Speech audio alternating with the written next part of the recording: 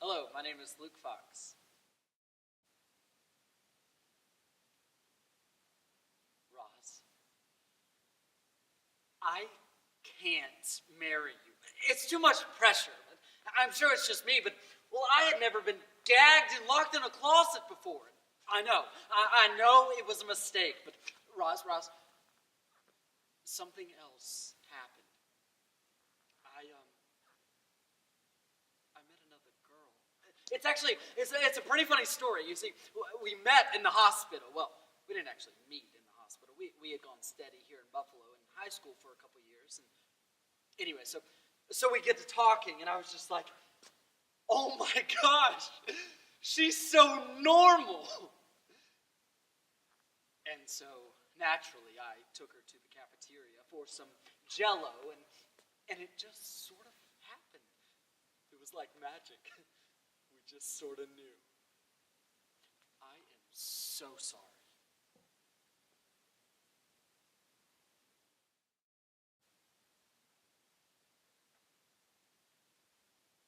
Oh, vanity of sickness. Fierce extremes in their continuance will not feel themselves. Death, having preyed upon the outward parts, leaves them invisible. And his siege is now against the mind, which he pricks and wounds with many legions of strange fantasies, which in their thronging breast at that last hold confound themselves. 'Tis strange that death should sing. I am the signet to this pale, faint swan who chants a doleful hymn to his own death, and from the organ pipe of frailty sings his soul and body to their lasting rest.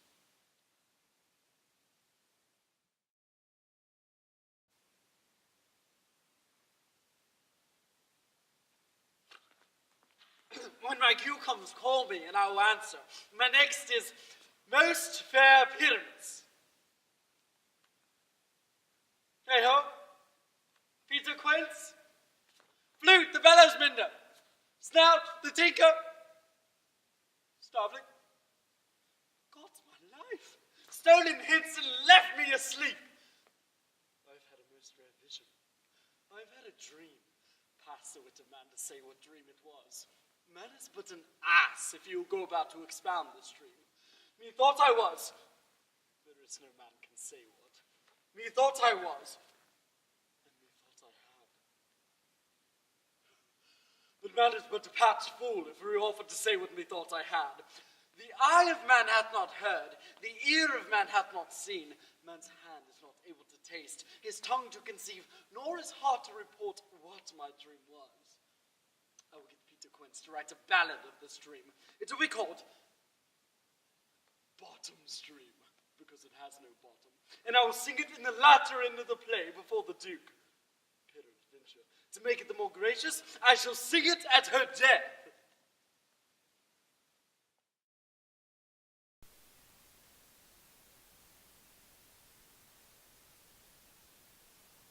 Annie,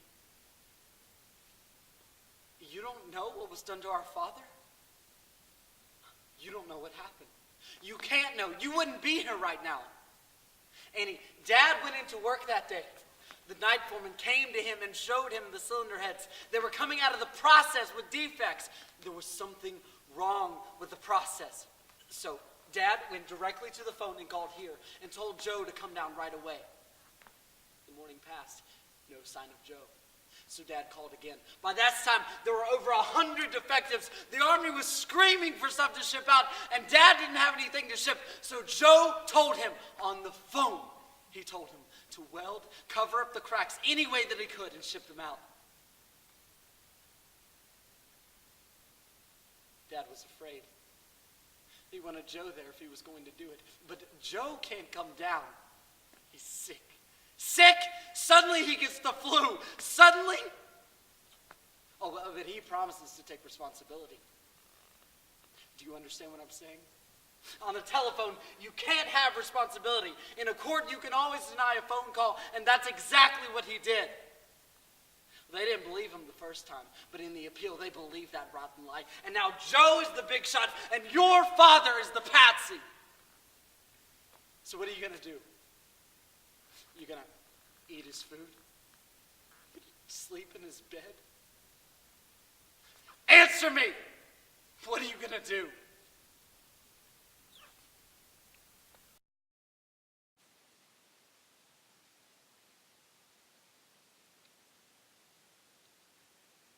I have new guards now.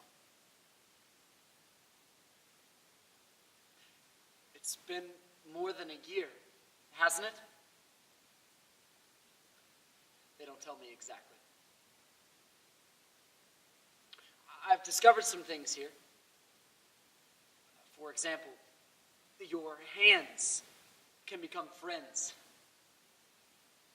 if they're in handcuffs long enough. I once saw a hand just lying in the street. Remember that time that I came home after walking past the car bombing? I didn't tell you at the time, but I saw it. Just a hand, lying there, unclaimed. It wasn't even horrible as much as terrifyingly lonely. I ask myself all the time, why did we stay here?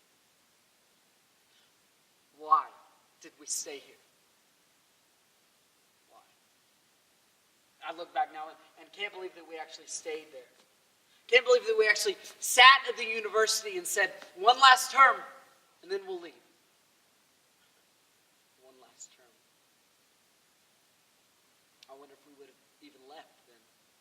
I wonder if some part of us even liked the danger, or wasn't all of what we were witnessing. I mean, why does anyone stay? The city is in the hands of boys. Teenagers roam the streets with AK-47s, and somebody stays.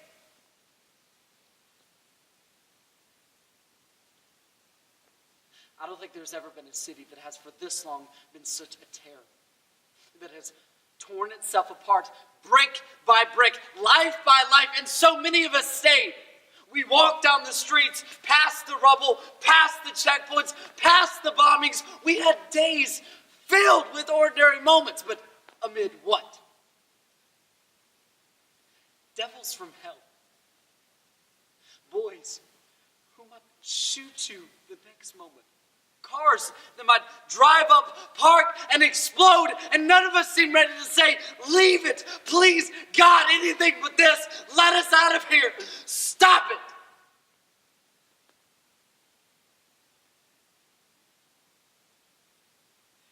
And none of us was ever quite ready